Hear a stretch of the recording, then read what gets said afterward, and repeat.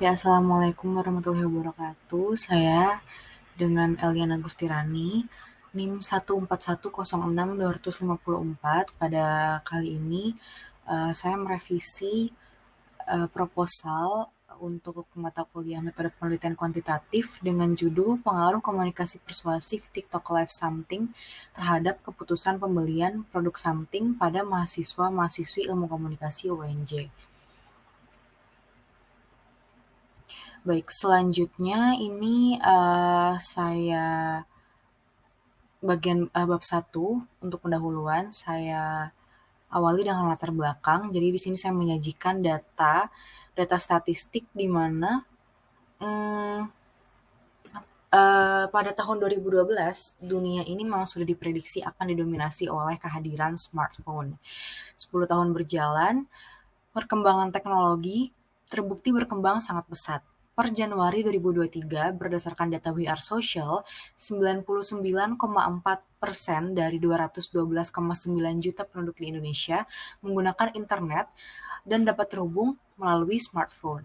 Nah, penggunaan smartphone oleh masyarakat Indonesia didasari karena adanya kemudahan yang ditawarkan apabila mengakses internet, yang salah satunya adalah dapat menjalin silaturahmi dengan teman dan keluarga melalui media sosial.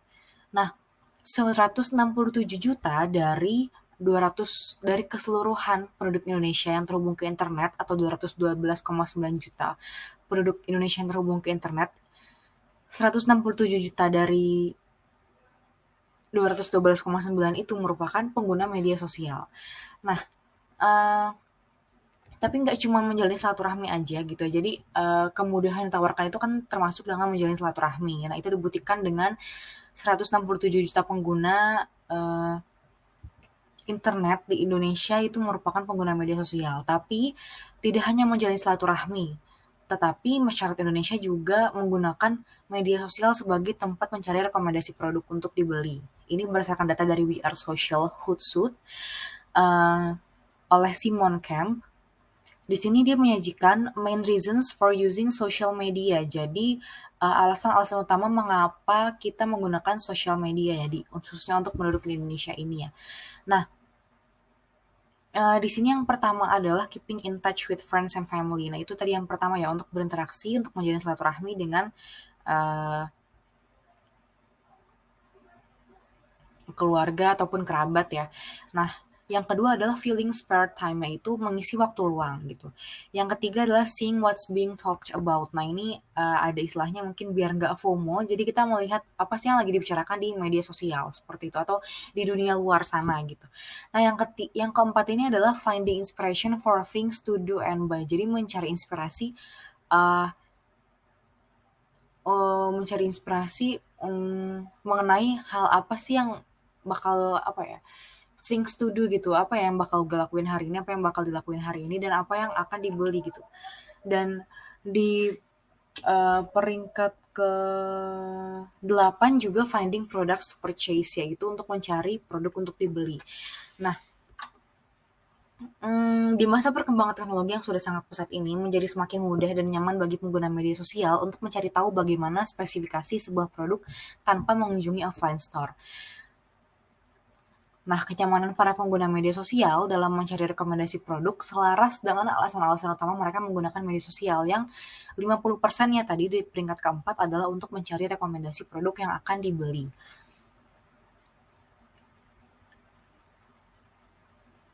Lalu setelah itu, dikutip data dari We Are Social juga, per Januari 2023, menjadi media sosial keempat yang paling sering digunakan dengan angka 70,8% dari seluruh pengguna media sosial di Indonesia, selaras dengan aktivitas keempat atas masyarakat Indonesia di media sosial, yaitu untuk mencari rekomendasi produk tadi ya.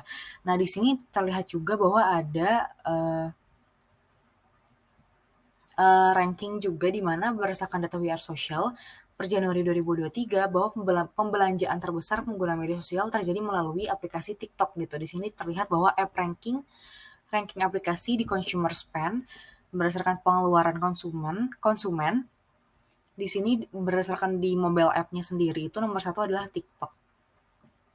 Nah gitu ya, dan selanjutnya. Nah di sini berarti udah selaras nih gitu ya, kalau misalkan Main reasons for using social media, peringkat keempatnya adalah untuk finding products to purchase gitu. Dan diiringi dengan app ranking consumer spend yang nomor satu adalah TikTok gitu. Berarti dapat dikatakan TikTok ini berarti dapat diasumsikan bahwa TikTok ini dapat menjadi aplikasi yang membantu pengguna smartphone di Indonesia untuk finding products to purchase gitu. Nah, TikTok sendiri merupakan aplikasi yang dikembangkan oleh perusahaan Tiongkok dengan reputasi global untuk distribusi informasi melalui media dan produk elektroniknya, China ByteDance. TikTok menyajikan format audiovisual dinamis dalam bentuk video singkat dan live yang memungkinkan pengguna untuk berinteraksi lebih santai dengan pengikut atau pengguna lainnya. Tidak hanya video singkat dan fitur live, TikTok juga menyediakan fitur TikTok Shop bagi mereka yang ingin memasarkan produknya. Nah, menurut Head of User and Content Operations TikTok Indonesia, ada 5 kategori konten terpopuler di Indonesia, yaitu humor, fashion, kecantikan, vlog, dan kuliner. Nah, melihat TikTok yang semakin populer sebagai media sosial, di mana tadi di peringkat yang ada di slide ini ya, nomor satunya, aplikasi nomor satu yang pembelanjaan konsumen itu paling banyak itu adalah di TikTok. Terus abis itu mencari rekomendasi produk menjadi aktivitas yang paling sering dilakukan di media sosial, dan kecantikan sebagai salah satu tipe konten terpopuler di TikTok akhirnya membuat merek kecantikan lokal di Indonesia mulai menjadikan TikTok sebagai tempat memasarkan produknya. Salah satunya adalah Something. Nah, Something ini merupakan merek kecantikan lokal yang didirikan tahun 2019 dan masuk ke dalam top 50 most popular brands. Nah, Something ini merupakan salah satu brand kecantikan yang paling sering memanfaatkan fitur TikTok, diantaranya TikTok Live dan video singkat 15-30 detik. Nah, itu saya buktikan dengan data bahwa TikTok mengadakan live sejumlah 7 kali selama 2-3 jam per harinya dengan rincian sebagai berikut yang bisa dibaca pada slide. Lalu selain itu, rata-rata Something mengunggah video singkat setiap harinya juga adalah 3-4 kali. Dari kedua grafik tersebut, dari tabel dan grafik ini dapat dikatakan bahwa Something ini merupakan brand kecantikan lokal yang sangat aktif gitu ya, menggunakan TikTok untuk mempromosikan produknya. Nah, Something ini menjadikan TikTok sebagai tempat memasarkan produknya secara optimal dan memperoleh followers lebih banyak dibandingkan lokal brand lainnya yang didirikan pada tahun yang sama. Nah, keaktifan Something dalam menggunakan TikTok untuk mempromosikan produknya akhirnya tercerminkan dengan jumlah followers yang mereka capai, yaitu dibandingkan dengan brand kecantikan lainnya, brand lokal kecantikan lainnya yang didirikan pada tahun yang sama, yaitu seperti Nama Beauty, Sada by Cathy Sharon, dan WIT. Di sini dapat terlihat bahwa Something memiliki followers yang paling banyak, yaitu 1.900.000 dibanding dengan merek-merek lainnya yang didirikan pada tahun yang sama. Nah, TikTok sangat populer di kalangan remaja dan anak muda, dan karena mereka memiliki kebiasaan konsumsi media yang berbeda dan lebih resisten terhadap iklan tradisional di media konvensional yang pada dasarnya telah mereka tinggalkan. Nah, karenanya penelitian ini berfokus pada mahasiswi ilmu komunikasi UNJ. Untuk perumusan masalahnya sendiri, berdasarkan latar belakang yang telah disajikan, rumusan masalahnya adalah apakah terdapat pengaruh komunikasi persuasif TikTok Live Something terhadap keputusan pembelian produk Something pada mahasiswa-mahasiswi ilmu komunikasi UNJ, dan tujuannya berdasarkan rumusan masalah yang ada adalah untuk mengetahui pengaruh komunikasi persuasif TikTok Live Something terhadap keputusan pembelian produk Something pada mahasiswa-mahasiswi ilmu komunikasi UNJ. Untuk manfaat penelitiannya sendiri dibagi menjadi 2, ada manfaat akademis dan manfaat praktis. Manfaat akademisnya adalah penelitian ini diharapkan dapat memberikan pengetahuan dan wawasan baru kepada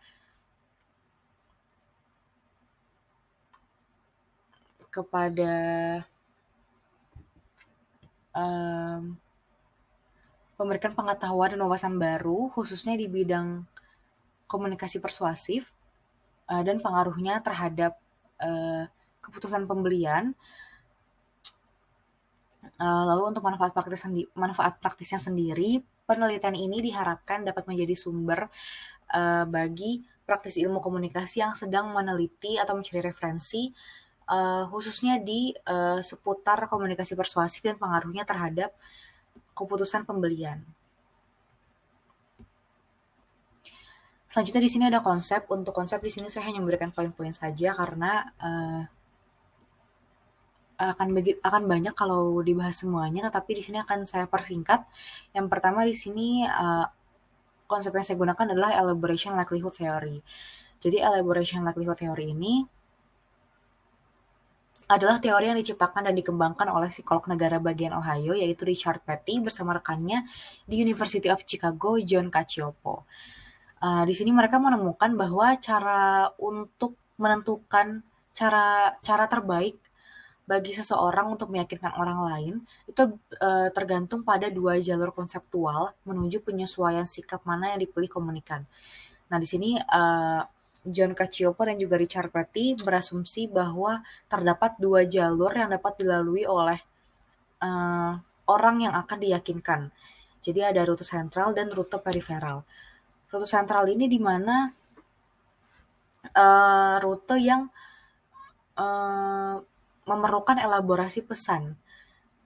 Elaborasi di sini didefinisikan sebagai seberapa menyeluruh seseorang dalam mempertimbangkan poin-poin yang disampaikan dalam komunikasi persuasif.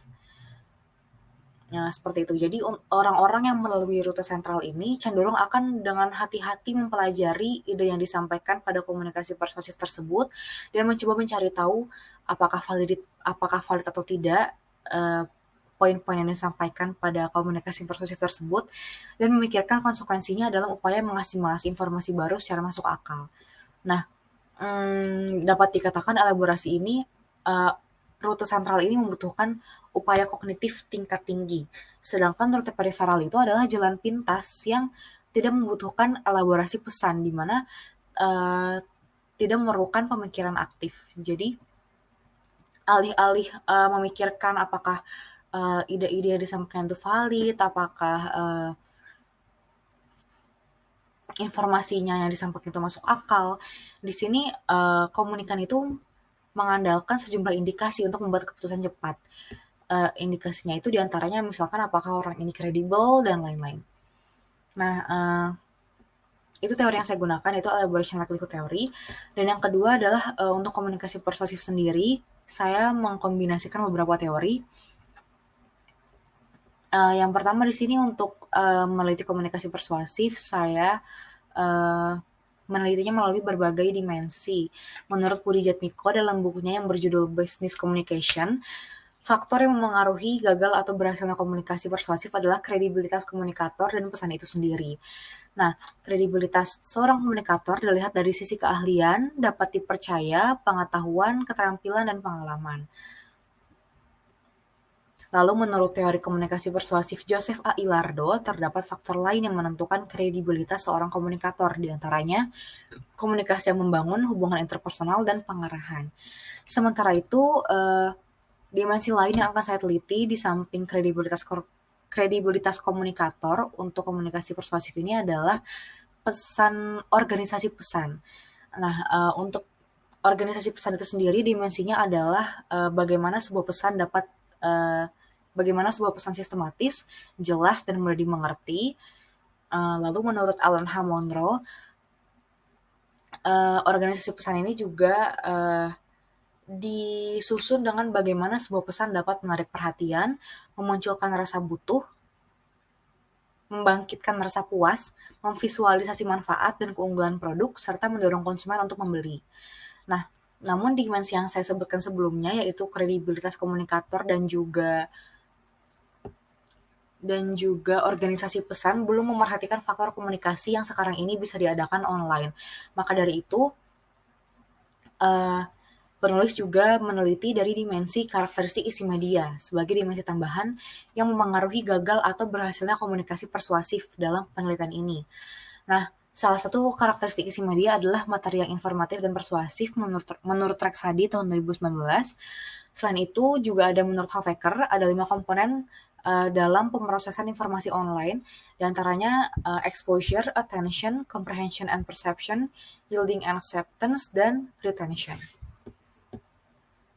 Lalu untuk keputusan pembelian sendiri, saya mengambil teori dari P.R. Smith dan Zazuk dalam bukunya, di mana terdapat dua proses keputusan pembelian, yaitu high involvement purchase dan low involvement purchase. Dalam high involvement purchase akan ada beberapa tahapan yang dilewati konsumen, di antaranya pengenalan masalah, problem recognition, pencarian informasi, information search, evaluation, keputusan, pembelian, dan disonansi pasca pembelian.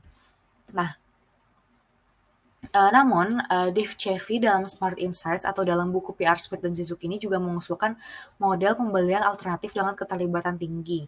Nah, ini yang akan diambil peneliti, dimensi-dimensinya itu dari sini, yaitu trigger yang pertama, yang kedua adalah initial consideration set, lalu zero moment of truth, first moment of truth, purchase decision, hingga second moment of truth. Seperti itu. Nah, baik, selanjutnya di sini adalah landasan teori. Namun sebelum landasan teori itu ada review literatur, di mana di sini saya menyajikan ada 10 penelitian terdahulu yang relevan juga dengan penelitian yang sedang saya presentasikan ini. Berikut dengan persamaan dan perbedaannya. Baik, saya akan lanjut ke bagian 2.3, yaitu variabel X. Variabel X pada penelitian ini berarti adalah variabel independen, yang mana dia akan mempengaruhi atau menjadi penyebab untuk variabel Y. Seperti itu. Nah, variabel X pada penelitian ini adalah komunikasi persuasif, adapun untuk variabel Y dalam penelitian ini adalah keputusan pembelian.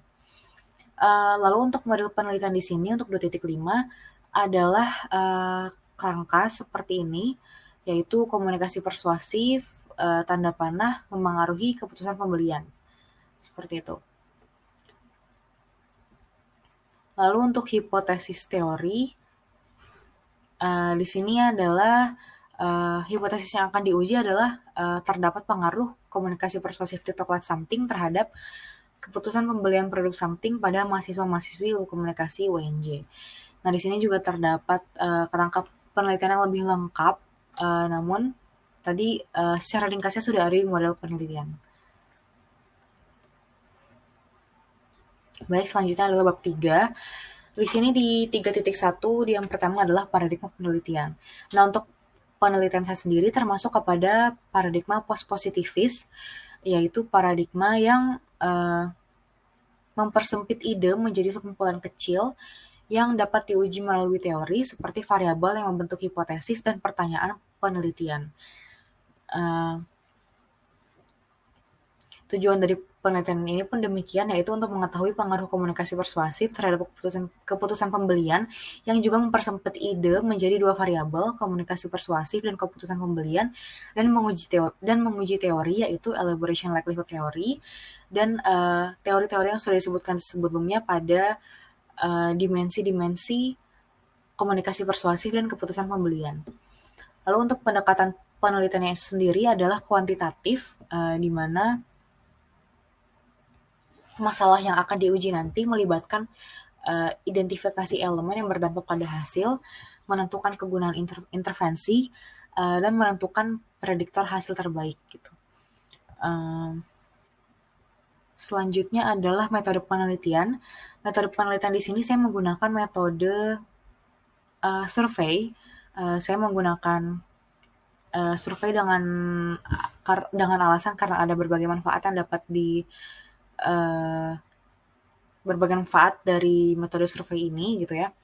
Jadi pendekatan metode survei ini mengandalkan pertanyaan kepada responden untuk mengumpulkan data, sejumlah pertanyaan mengenai perilaku responden, tujuan, sikap, kesadaran, motif, sifat demografis, gaya hidup, dan lain-lain yang berhubungan dengan indikator penelitian akan ditanyakan pada survei kuesioner. Nah, berbagai manfaat diantaranya adalah mudah dilakukan. Kedua, jawaban terbatas dan kemungkinan dari data yang diberikan dapat dipercaya. Terakhir, pengkodean, analisis, dan interpretasi data bersifat lebih simpel, yaitu menggunakan aplikasi SPSS. Tapi ada kekurangannya juga, namun terlepas dari kekurangannya, metodologi survei sejauh ini merupakan cara pengumpulan data primer yang paling populer. Maka dari itu, metode dari penelitian ini adalah survei elektronik yang akan didistribusikan melalui Google Form. Selanjutnya adalah populasi, sampel, dan teknik penarikan sampel.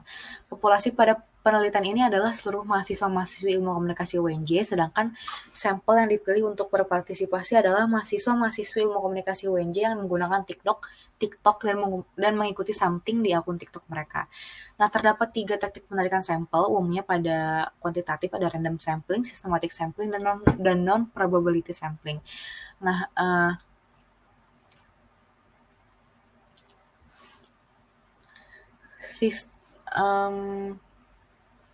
non-probability sampling dibagi menjadi beberapa jenis, ada convenience sampling, judgmental sampling, quota sampling, dan snowball sampling. Judgmental sampling adalah semacam convenience sampling di mana komponen populasi dipilih tergantung pada kebijaksanaan peneliti. Responden yang akan dimasukkan dalam sampel dipilih oleh peneliti menggunakan penilaian atau keahlian karena dia merasa item tersebut mewakili populasi yang diminati atau sebaliknya dapat diterima. Nah, namun ada pembaruan juga bahwa terdapat teknik penarikan sampel bernama Recruited Panels Online Sampling Techniques, di mana responden dikumpulkan secara online dengan tawaran insentif partisipasi dan sudah disaring berdasarkan kriteria kualifikasi peneliti. Nah, untuk penelitian saya sendiri sudah menyebarkan kuesioner, dan betul dengan cara ini, jadi saya menyebarkan pada sebuah grup yang sudah terkumpul secara online, di mana di situ saya juga menyebarkan broadcast yang terdapat tawaran insentif apabila berpartisipasi. Dan memang sudah disaring berdasarkan kriteria kualifikasi peneliti. Nah, maka dari itu dapat disimpulkan bahwa penelitian ini mengambil sampel dengan teknik recruited panels online sampling techniques karena pesan survei hanya akan dikirimkan kepada mahasiswa-mahasiswi ilmu komunikasi UNJ dengan kriteria menggunakan TikTok, mengikuti something di akun TikTok mereka, juga menawarkan saldo insentif sebagai imbalan partisipasi. Lalu ukuran sampelnya di sini adalah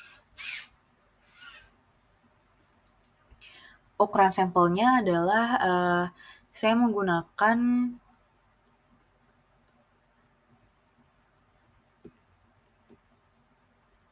rumus Lovin, di mana di sini nilai toleransi dimulai dari 1 sampai 10% dan penentuan jumlah sampel dapat dihitung melalui N sama dengan N besar per 1 plus N dikali alfa kuadrat, di mana N kecil adalah ukuran sampel, N besar adalah ukuran populasi, dan alfa merupakan toleransi ketidaktelitian dalam persen.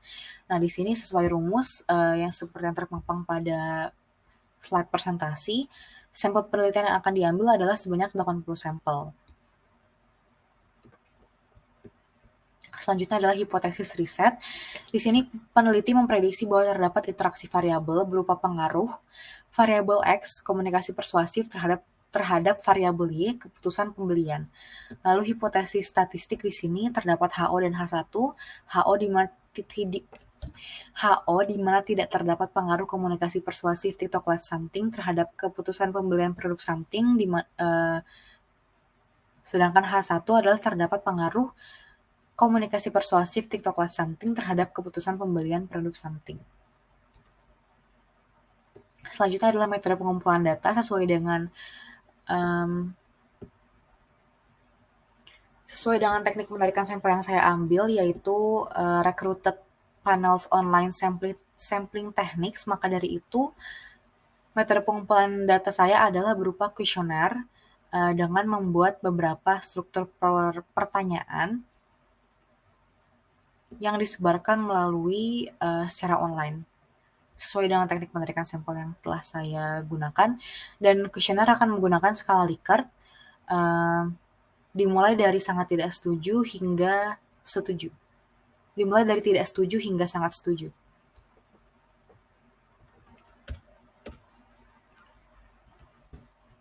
Ya, selanjutnya adalah metode pengukuran data, di mana di sini mengukur validitas dan reliabilitas. Validitas saya menggunakan konsep Pearson's Product Moment Correlation, di mana untuk mengukur seberapa efektif variabel X dan variabel Y dalam menguji teori di penelitian ini. Jadi bagaimana komunikasi persuasif dan keputusan pembelian dalam menguji teori elaboration likelihood theory dan juga beberapa teori dalam dimensi keputusan pembelian dan komunikasi persuasif di penelitian ini. Pearson's Product Moment Correlation mengukurnya dengan mendefinisikan intensitas korelasi antara dua variabel X dan Y dengan interpretasi apabila nilai seek to tell kurang dari 0,05 maka berkorelasi alias valid, namun apabila lebih dari 0,05 maka tidak berkorelasi ataupun tidak valid. Semakin dekat dengan -1 maka semakin lemah korelasinya ataupun semakin negatif, tetapi apabila semakin dekat dengan 1 maka akan semakin kuat korelasinya dan semakin positif. Lalu untuk reliabilitas itu sendiri, saya menggunakan Cronbach's alpha sebagai koefisien reliabilitas yang mengukur seberapa kuat unsur-unsur dalam suatu instrumen penelitian untuk meneliti bagaimana variabelnya terkait gitu ya, dan reliable untuk mengukur komunikasi persuasif dan keputusan pembelian. Nah, ini saya menggunakan Cronbach's alpha di mana dengan menggunakan penghitungan aplikasi SPSS dengan interpretasi apabila alpha lebih besar dari 0,6 maka reliable. Setelah itu adalah metode analisis data di mana saya menganalisis univariat dan juga bivariat dari data hasil kuesioner. Untuk univariat sendiri saya akan mencari mean atau nilai rata-rata karena menurut Malhotra pun ketika data dikumpulkan menggunakan skala interval atau rasio, mean digunakan untuk memperkirakan rata-rata.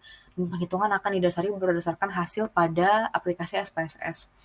Lalu analisis bivariat di sini saya akan menggunakan analisis regresi bivariat linear sederhana, di mana regresi bivariat adalah metode untuk menghitung hubungan matematis linear antar variabel dependen dan variabel independen.